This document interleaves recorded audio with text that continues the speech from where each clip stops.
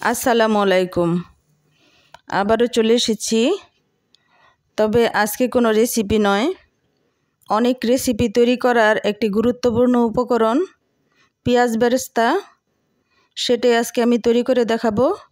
একদম সহজ আর পারফেক্টভাবে কিভাবে পেঁয়াজ বেরেস্তা বাসায় তৈরি করবেন সেটাই আজকে আপনাদের সাথে শেয়ার করব, সংরক্ষণ পদ্ধতি সহ। আমি পেঁয়াজ নিয়েছি, এটা দেশি পেঁয়াজ। দেশি পেঁয়াজটা নেওয়ার চেষ্টা করবেন।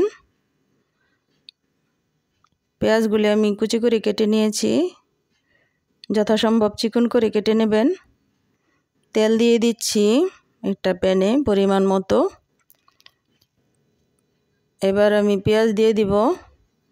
আমার পেঁয়াজগুলি কেটে দিয়েছেন যিনি আমাকে কাজে সাহায্য করেন বাসায়, ওই চাচি। আমি পেঁয়াজটা মিডিয়াম টু লো হিটে ভেজে নেব।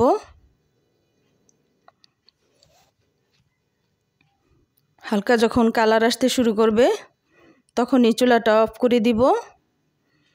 কালার আসার পরে যদি অফ করেন তাহলে কিন্তু অটোমেটিক পেঁয়াজটা কালো হয়ে যাবে এবং তেতো লাগবে।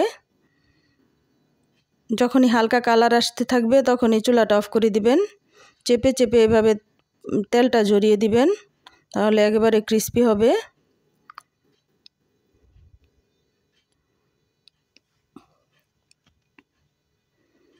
আমি চেপে চেপে তেলটা ঝরিয়ে নিয়েছি।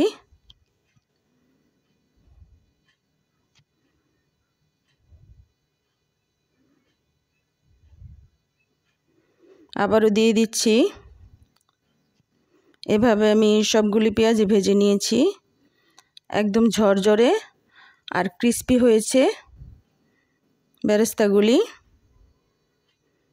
একটা পেঁয়াজও কালো হয়নি, আবার কমও ভাজা হয়নি, তেলটা সাদাই আছে। তৈরি হয়ে গেছে আমার পেঁয়াজ বেরেস্তা। এভাবে তৈরি করে বাসায় সংরক্ষণ করে রাখতে পারেন।